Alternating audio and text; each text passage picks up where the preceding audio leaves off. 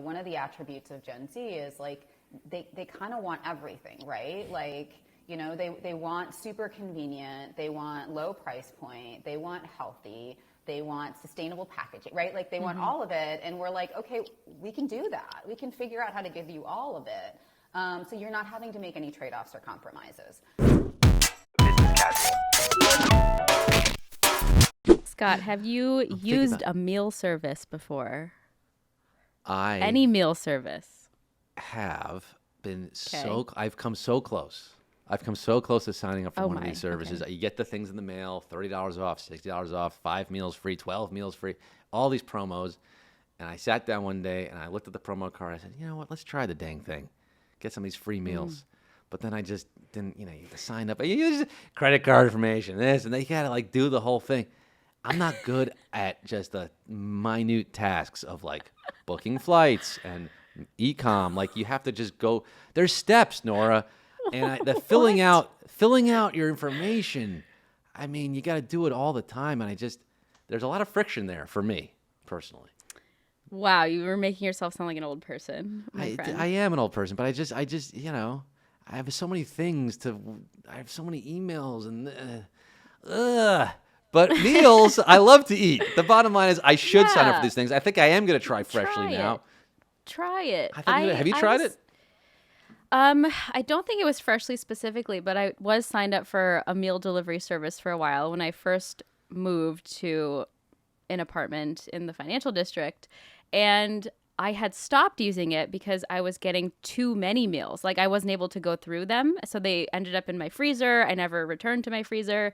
But then hearing from Anna, that's something that they're tackling with Freshly, is making it easy for you to opt out of certain meals and change the frequency. So maybe I need to revisit it again too. But the meals that I had were pretty delicious, honestly. Stick it in the microwave and it kind of tastes like a home cooked meal. So I'm pro. I think the more I think about it, because every morning I make breakfast and I make eggs or avocado toast or something, and you chop the onions and the mushrooms for there's just a lot of prep. I'm getting a little sick of the dish work afterwards. Sure. Yeah. So I think I can try. I'm ready to try. I've reached my tipping point. It's convenient, and the user experience these days make it really easy, even for people like you. So you got to check it out. So let's get to the conversation today. We are sitting down with Anna Fabrega, who is the CEO of Freshly. That is a leading prepared meal subscription service that aims to break down the barriers of healthy eating. And in 2020, Nestle acquired Freshly in a deal that valued the company at $950 million. And prior to joining Freshly, Anna served as a managing director at Amazon. She helped drive the launch of Amazon Go and Amazon Kitchen. Anna joins us today to discuss the marketing challenges associated with healthy eating, their growth plan for Freshly, how they come up with their recipes, and her approach to new product launches. Our conversation with Anna is after a quick break. This episode of Business Casual is sponsored by Grayscale, the world's largest crypto asset manager and provider of crypto investment funds. So you've probably heard about crypto by now. You're curious, but you don't know where to start. It's true. Getting into crypto can feel intimidating, and you probably have a lot of questions, like what's a safe way to invest in crypto? And is there a way to invest in the brokerage account you already have? That's where Grayscale comes in. You can invest in Grayscale's public products simply by searching for its ticker symbol in your current brokerage or retirement account, such as your Robinhood account or Fidelity IRA. For example, try GBTC to find Grayscale Bitcoin Trust, which is currently the world's largest Bitcoin fund. Why not start your crypto journey today with Grayscale? To learn more, visit grayscale.com/businesscasual. That's grayscale.com/businesscasual. It's never too late to diversify your portfolio into crypto. Let's start with kind of the problems you're trying to solve with Freshly. Let's start with the problems. Let's start with the problems. That's a good place to start for any company, really. So on the homepage of Freshly, it says, "We believe eating right should be easy for everyone." So I imagine one of the issues is that it's not easy for everyone. So what is Freshly's mission, and what are those barriers that exist to eating healthy? Yeah, that is our mission, is to make eating healthy more accessible. And, healthy means different things to different people. So, from a meals perspective, what we try to be is far less processed, if at all, less sugar, more nutrients. But we're not polarizing people, and so we don't think that to be healthy you have to eat a bucket of kale, or that you have to be zero carb. It's more about whole food. It's about fruits and vegetables and high quality proteins. And then the other piece that's a barrier is just the time and the convenience. We did a study and we found that every day you make 35,000 decisions. And like trying to figure out dinner after all of that, like you just don't want to do it. So, the convenience of having a service that can be delivered directly to your home, the convenience of having these meals already prepared, knowing that they're going to be good for you because they've been designed by a nutritionist, that they're going to taste great and that you can have it ready in 3 minutes, is really what we're all about. And you can have your mac and cheese. You can have your chicken parm, right? That's right. And we might sneak in some butternut squash, and we might use almond flour instead of refined breadcrumbs, but you'll never know. So yeah. And so to fully explain what Freshly's product and how it differentiates in the market, because it has become a crowded market, these meal subscription services, delivery services. This is not one of those things where you're sending the ingredients and you make it at home. These are fully prepared, fully cooked, and you just pop it in the oven or the microwave even, and it's that convenient. Yep, they are fully prepared. We have both single-serve meals, and then we also have multi-serving, like mix and match proteins and sides, and they're all microwavable, ready in 3 minutes. I, frankly, have never used a meal service. I don't feel like I have barriers to healthy eating, but I feel like I have more of a barrier to signing up for a meal service. So there's that barrier as well, right? And that seems to be, in my mind, it might even be a more difficult barrier to address. How do you? I mean, frankly, what is like the total addressable market for people who would subscribe to a meal service? Have you done the research on that? And of those people, what are their demographics? Are I assume you have to make a certain amount of money to afford these services, or how does that? It's funny. I mean, our demographic is pretty broad from an income perspective and from an education level perspective. What we find is our customers do tend to be, we call them busy balancers. They're juggling lots of things. They tend to be single. We do have some married couples and some people with kids, but the vast majority tend to be single, and they tend to gravitate around kind of around big life changes. So for example, we serve a pretty wide age range, 20s to 30s to early 40s. And then we see like another spike for people who are empty nesters, who are now coming up with a different routine or who don't want to cook big meals anymore.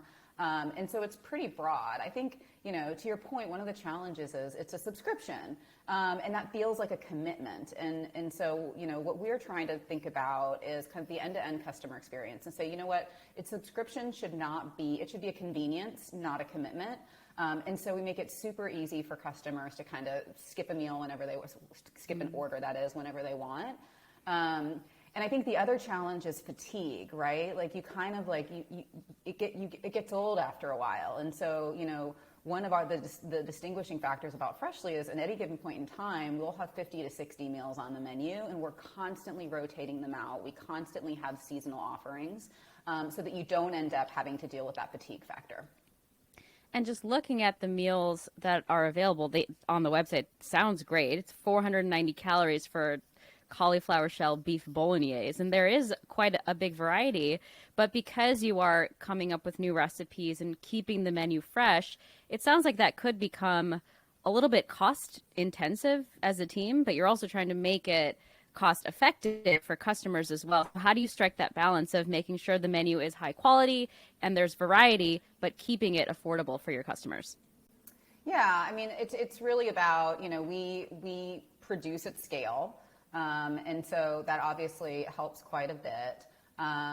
We're also looking at, we're constantly iterating. And so we don't have, like, if you think about a normal, packaged product, the product development life cycle is massive and intensive and very, very expensive. For us, we're very scrappy with it. We have a nutritionist, we have an R&D kitchen, we develop a recipe, and then we go out and we produce it. And then we're constantly looking at customer feedback saying, okay, like, do we need to add more sauce? Do we need to, change something about this? And if the meal isn't performing, then we can pull it right off. And so part of, I think, what makes us unique is that we have this level of agility that a lot of food companies don't have. What are some of the trends in what people are interested in? Because I'm seeing every item on the homepage is gluten-free, which I'm happy about. I'm gluten sensitive, but obviously there's more focus on plant-based options generally. What are people most interested in these days? Yeah, so we are actually introducing some meals with gluten. We actually have a few noodle bowls that are really, really popular. We rolled out plant-based. We rolled out purely plant, a line towards the end of last year, because what we were finding is, 60% of consumers are saying we want to eat more plant forward. 65% of Freshly customers identify as flexitarian. Plant-based is like a $7 billion industry. And so we were like, okay, if this is what customers want, like that's what we need to go produce. But let's be really thoughtful about it. Let's come up with a proprietary protein blend. Let's make sure that these items still meet our macros, that they're not too carb heavy, that they're not too, fat heavy. And let's make sure that we have enough to have variety within plant-based so that if you do choose to only eat the plant-based meals, there's enough to kind of keep you interested. Did you say you have a proprietary protein blend? So that's developed in-house at Freshly? Yep. And why that route instead of, going with all the other companies that are working on plant-based proteins? Yeah, it's a good question. The primary reason is a lot of meat alternatives have gluten. And we went towards a gluten-free option. And so that kind of eliminated quite a few. And then we also, a lot of meat alternatives also tend to be highly processed. And so, one of our key focal areas is, again, minimal processing. And then we have an entire list of banned ingredients that we just won't use because we don't think that they're wholesome for you. So that was one of the reasons why we said, okay, we got to go do this ourselves because we can't find a product that we feel good about including. Interesting. That could be an opportunity to spin that out into its own standalone, product. We spoke to Ethan Brown of Beyond Meat. I mean, there's a whole business in just making plant-based proteins. You mentioned the R&D kitchen, and I'm just curious about the recipe development process and the testing. Do you have, just a bunch of taste testers who are giving feedback on this? Because, once you put it out there, it's out there. I guess you kind of get feedback from customers, but is it that kind of iterative tech process where let's just get something out there, get feedback, and iterate, or no, nail it? You got to nail it the first time out. We do go through pretty rigorous testing. We go through rigorous testing. So first, we have an amazing team of chefs and meal developers. Studied at the CIA. Former restaurant owners. Like they're fantastic. And the recipes they produce are awesome. So, what we tend to try to do is look at, okay, what are the flavor profiles that are trending? What are the flavor profiles where we have gaps? We don't need to have 6 different chicken breasts with a side of vegetable meals. But we may want to add, a barbecued chicken taco or something. So we're constantly looking at where do we have potential gaps in our menu? Where are there flavor profiles that we want to consider? How do we drive diversity into the menu? Taste test it pretty rigorously at the recipe development stage. And then you actually have to, what we call, commercialize the recipe and figure out how do you produce this, but, thousands at a time. Yeah. And robots? No, it's actually like it's nearly all human. You'd be shocked. We have some cool equipment like we have this massive grill. And it grills like just thousands and thousands and thousands of chicken breasts like perfectly. It's pretty amazing. But for the most part, it's very manual. We use humans because, again, it's the quality, it's the plating, it's, and that's somewhat hard to do in certain areas if you're using too much automation. So we test it again very rigorously once we're going into production to make sure it's right, and then we have a whole quality check process. That's interesting. Intentionally leaning into the human element versus just trying to rapidly produce stuff at scale with machines. Makes a difference. Yeah, for sure. And to Scott's earlier point about this space becoming more crowded, there's more options. It does feel like a commitment when you're signing up for a subscription. What is your approach to marketing and to cut through the clutter and the noise, reach your target audience? I personally have been targeted by Freshly on my social accounts, so curious what your approach is there to acquire new customers. Yeah, we've actually, historically, we've leveraged social, and that worked. And, to your point, with more competition and also just with, kind of more people trying to advertise on social, and once you get to a certain size, it's just not as effective anymore. And so we've tried to focus more on, okay, how do we think about, kind of the full funnel of marketing? So how do you start to build brand awareness? How do you start to build affinity for the brand as opposed to just trying to almost just clickbait people into going to the site? Mm-hmm. Let's make them want to go to the site. Let's make them want to learn more. And so a big part of that is up-leveling our content. A big part of it is talking to customers about the problems that we help them solve, as opposed to just saying, hey, we're fresh and ready meals in 3 minutes, because everybody says that. So how can we differentiate ourselves from everybody else, and how can we build that personal connection? Can you just explain that a little more, what you mean by up-leveling your content and making sure it's not just clickbaity or the same message as other platforms? What does that actually mean? Yeah, so it may be, instead of strictly advertising, hey, $100 off your first 3 orders, we're putting out content that's talking about 35,000 decisions that you make in a day and how we can help solve one of them, right? Or something along those lines, where you're like, oh yeah, that's me. I empathize with that person, right? I am that person. Mm-hmm. And so it's not that one or the other is better. It's that you have to kind of do a combination. You have to bring people along that journey of I know who you are. I think you can solve a problem for me. I'm ready to try you. Mm-hmm. We're talking about marketing Freshly and breaking through the noise, the clutter out there. A thought just occurred to me. We're constantly bombarded with things in our mailboxes, our physical mailboxes, catalogs or value pack coupons or all these marketing materials, right? And sometimes there are free samples and things. Is it possible, or have you considered just, sending people meals? Just a free meal and say, hey, obviously you figure out who might be the best high quality potential customers. Hey, shoot them a meal. Here we go, on us. Is that legal, or? We've done a ton of experimentation. We have a refer a friend program that's very, very successful because we find that our customers are our greatest advocates.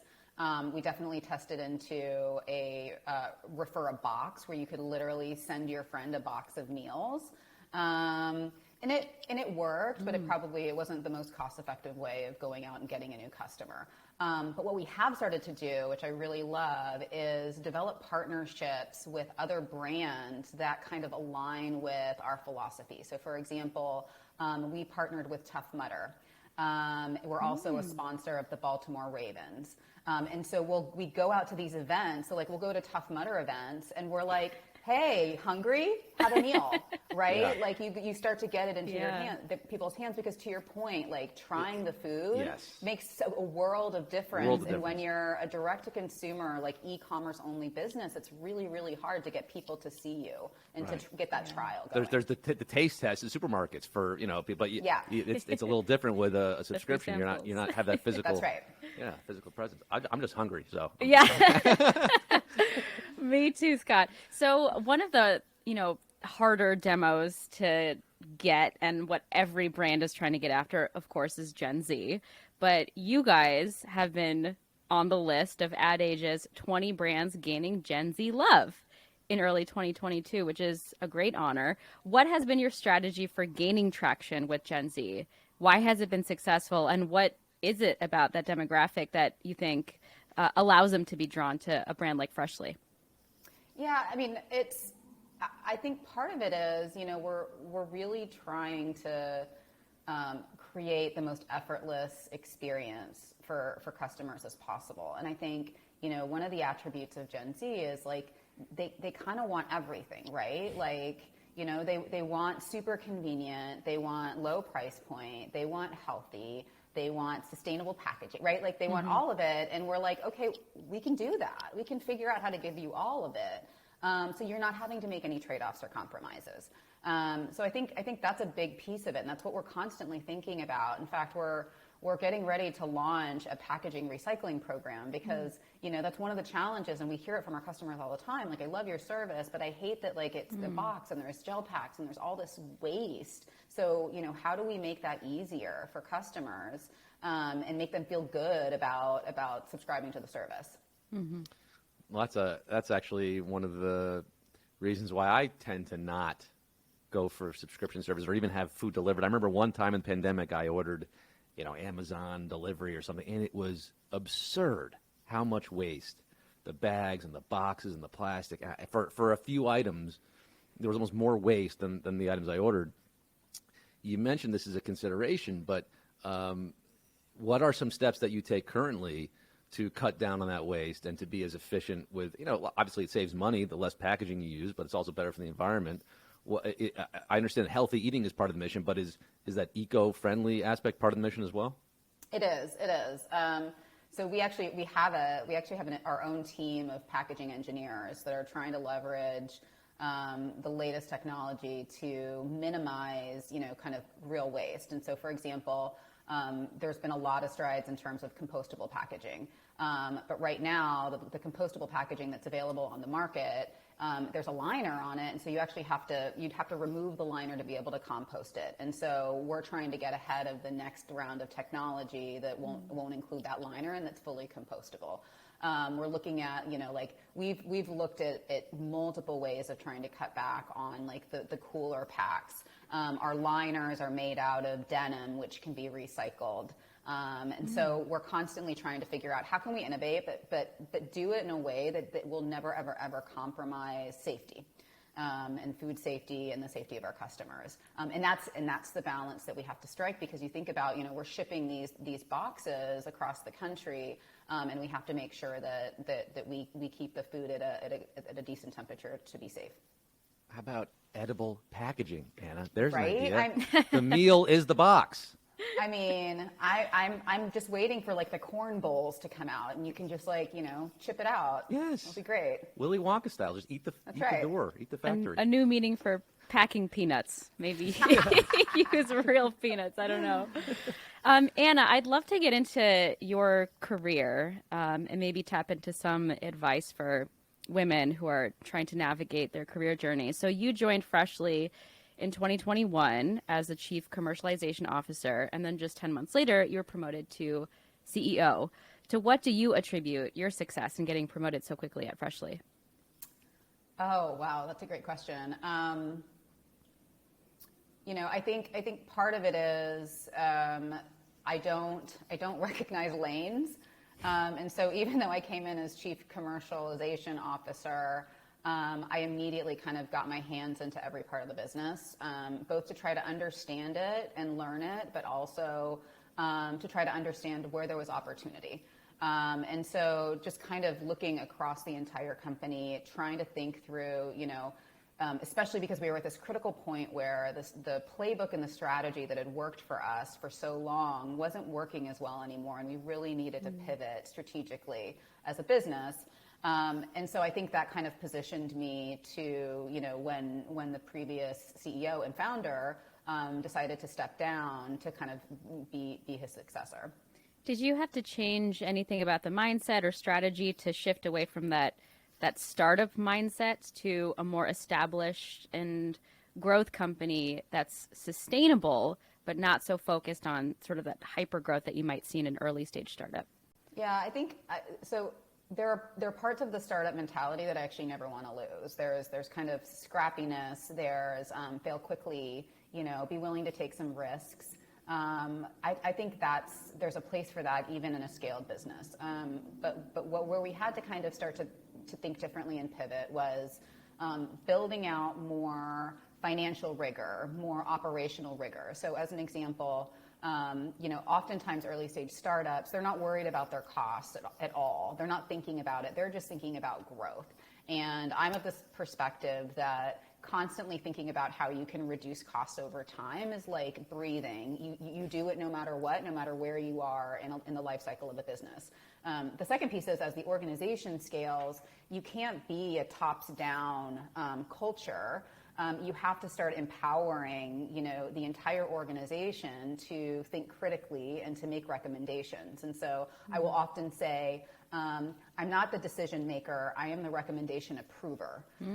So come with your recommendation and be ready to talk about how you got to that recommendation, because just because you're a VP and you say this is what I think we should do doesn't just mean that I'm going to accept it. I'm going to want to know how you got there. And because if we're aligned with how you got there, then it's almost guaranteed that we're going to be aligned with what you want to do. Show your work.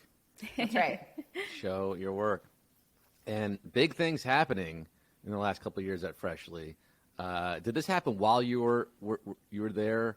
Oh, I guess it didn't, because you joined in 2021. But Nestle acquired Freshly in 2020, just before you arrived at the company, valuing Freshly at $950 million, with potential earnings up to $550 million, contingent to the successful growth of the business. I mean, this is big leagues now. Now you have Nestle, one of the biggest international corporations, at the helm. What is the strategy to meet these earnings expectations and growing this now that you have a corporate overlord to answer to? Nestle's been great in that, they've been very hands off. They've kind of like, you guys go and, meet your financial targets, but we're not going to impose like our systems and our ways, because we understand that you're different, right? We're a very different model, very different business. So in that regard, it's been awesome, because, where we want and need support, they provide it. But they're not pushing anything at us. And so that's been great. The approach is really grow the company in a profitable way. So, which is different than a lot of startups, right? So that's what we're doing, is we're saying, all right, like now to what I mentioned before, like, let's establish some rigor around operations. Let's establish the right set of metrics. Let's make sure that we are looking at the right numbers, that we're identifying defects, and then, causing them and getting rid of them, and do that and kind of grow at the same time. So it's almost like, the plane is up in the air and we're doing maintenance and we're flying at 500 miles per hour, but, so we're trying to do all the things and innovate on, how do we accelerate growth? Let's dig in a little bit more into that innovation that you started to mention. So as you think about new product launches, as you are in this family with Nestle, what is that process in coming up with new product lines and leaning into new areas, like you were mentioning, the proprietary proteins? That seems like it's its own business almost, to try to develop that further. So what is that process when you're thinking about new product launches for the company? Yeah, I mean, I think, one, we try to identify what do customers want? And then what can we do really, really well? So as an example, a year ago, we were like all hands on deck trying to go develop salads. Salads are really, really hard to do well and keep fresh and ship it across the country. Just really hard. And so we kept running into all of these roadblocks, and I finally said, you know what, if we can't do it well, if we can't give customers the best possible salad, then we're not going to do it. Let's not do it. So it starts with like, what are our capabilities and what can we do well? What do customers want? Another thing that is top of mind, if you go and talk to people, what they want now is customization.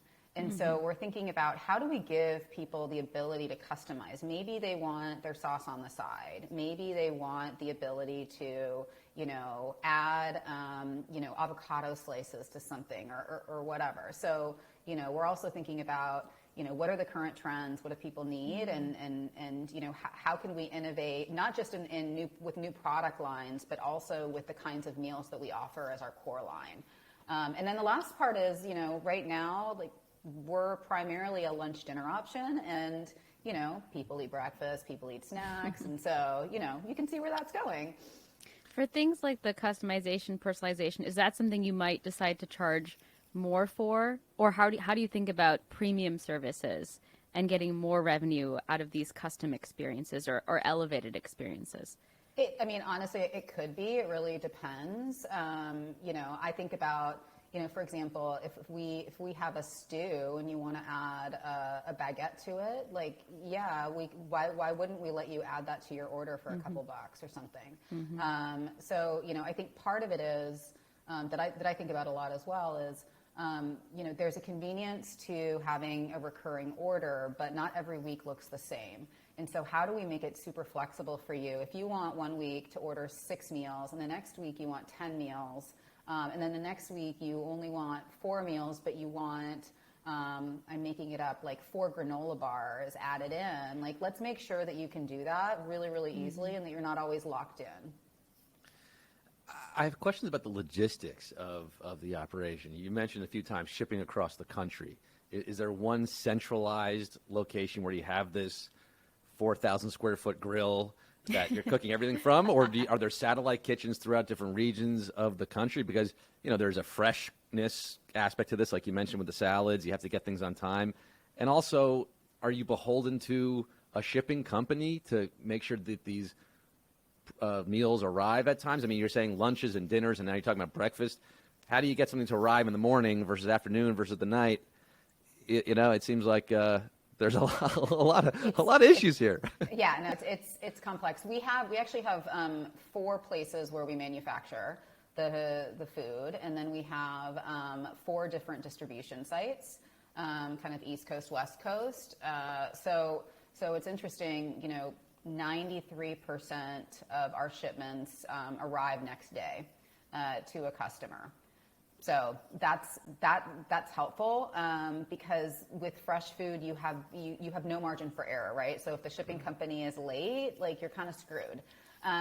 So we actually partner with several different shipping companies, and we're constantly trying to balance different service levels and performance to make sure that we're not disappointing customers. It's definitely been more challenging lately with all of the supply chain issues and the labor shortages. Like, truck drivers are impossible to find right now. But our logistics team has done a really good job of kind of constantly moving things back and forth to make sure that we've got the right coverage. And you have a lot of experience on the logistics side and navigating all of that. You were at Amazon previously. It's very cool. You were part of the launch of Amazon Go and the Just Walk Out technology. Zooming out a little bit, thinking about customer preferences when it comes to commerce generally, what do you think are going to be the big movers as to how we shop, how we get food delivered, other items delivered? Is it going to be this sort of automation where you walk into a place, it knows what you want, you walk out, don't have to take any credit cards out? What do you think are going to be sort of the big frontiers when it comes to delivery and commerce? Yeah, I mean, I think convenience is king, and I think convenience is it can be different things. And so from my perspective, there's kind of a hybrid omni-channel approach that is probably the right model. So, sometimes I want to be able to get something in 15 minutes. Sometimes I want to be able to plan. Sometimes I want to be able to go and touch it and feel it and try it before I buy it. And so from my perspective, it's not all e-commerce. It's not all on-demand delivery. It's a combination. And to the extent that companies can offer that choice in the most convenient way possible, I think that's how you win. And so, Just Walk Out, again, the premise with the Amazon Go stores and Just Walk Out, we started out locating them in really dense urban environments because and our primary customers were commuters, on their way into work, on their way out of work, and it's impulse almost. And so that's not something where DoorDash or Uber Eats or whatever is going to solve your need. So I think it's a combination of a bunch of things. Okay, Anna, we are going to do a couple of fun bonus segments, if you're game. Our first bonus question for you is the segment is called Shoot Your Shot, where we ask you, what is your moonshot idea? This is your biggest dream, your wildest ambition. It can be personal. It can be freshly related. It's up to you. It's your shot, your chance to shoot your shot. Okay, well, let's see. From a personal perspective, I've always kind of dreamed of buying a giant plot of land and having my family and all my closest friends like build their houses there and like village raise our kids. Yes. And I might invite my husband. I haven't decided yet, but like I talk about it with my friends all the time. So that's my thing. More from a professional level, if I could go blow up the medical industry and figure out how to make good health care a basic human right that everyone has access to, I would do it. And there's a lot of different companies out there that are doing really interesting things in the space. But, I think that industry is ripe for transformation, not only for the fact that not everyone has access, but also because the entire industry is built around being reactive, which isn't great. Like, we really need to be proactive and preventative. And offer healthy meals to everybody. So there you go, full circle. Yes. You're contributing to a healthier society. That's right. This week's quiz is all about subscription-based delivery companies. You might know something about these, Anna. And you do have... I hope so. Shit, I'm terrible at trivia. Yeah. You do have Nora here to lean on. Okay, you're Great. the We're a teammates team. for these. So let's get down to it. Numero uno. Which of the following subscription meal delivery services does not offer a vegan option? HelloFresh, Purple Carrot, Green Chef, or Sprinly? Isn't Purple Carrot like vegetarian? So I would feel think like they Purple would. Carrot is. I think they'd have vegan options. Pretty Deductive sure reasoning. HelloFresh This is good. does. Springly. What was the second to the last one? Green Chef. Green Their Chef. name is green. Right? It sounds like there'd I be feel vegan like options. it's Green Chef, but because Springly makes me think it's like vegetable-y. Sure. Remember that? Yeah, vegan and vegetarian are different. I'm asking about. They all have vegetarian options, but Yeah. a vegan menu. Who does not have vegan? Oh, I don't know, Anna. What does your gut tell you? I'm gonna go Green Chef. All right, we're going Green Chef. Green Chef. Green Chef happens to be a healthy and organic meal kit service that does offer vegan options. But HelloFresh, while offering vegetarian options, does not go full vegan. Oh man, I should have known that. Ugh. HelloFresh. Now you know.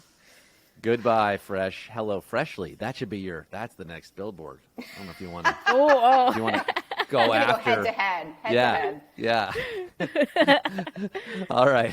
Let's try Q2 here. Which of the following companies is not a subscription-based shaving/razor company? Oh. Another one of these not questions. So 3 of them are, 1 is not. Billy, Harry's, Athena, or Terry? Billy and Harry's Definitely. is definitely yes. What were the last Athena two? sounds like it is. Athena And Larry, what did you say? What's the last one? Terry. Terry. Just throwing random names. Larry, Terry, Gary. Larry for sure is not Larry, one. Terry, Larry is not one. Is Terry? I'm gonna go Terry. Yeah, same. Feels like a trick answer because it rhymes with Harry's. I know. Yeah, Terry's, Harry's. Yes, Terry is not Yes. a subscription-based anything as far as we can tell. Nice job. You're 1 for 2 here. Let's make it 2 for 3 and win it out. All right. What is the name of Ellen DeGeneres' quarterly subscription box? Laugh Box, Be Kind, Sugar Wish, or Bloom Box? Isn't her whole thing be kind? Yeah, it is her thing. Ironically. Ironically, yeah. It's a bit of a controversial subject. I don't know. You want to go with I guess that? I'll go with be kind. All right. Sometimes the obvious is the right. Are we in the right direction, Scott? Can You give us- certainly are. Okay, Be yeah. kind. Rewind. Be kind Okay, good. by So Ellen. the only one I missed is in my industry. Thank you for that. That one was a very specific question, though. So was. it's okay. It's okay. Do you offer vegan? Does Freshly have vegan options? I don't think we do. I think we're just vegetarian. Yep. Yeah. Yeah. Yeah. Lots of vegans. gluten-free, though. I'm into that. Yeah, lots of gluten free. Well, that's it. You got 2 for 3. Congratulations. You are a winner, baby. Woo!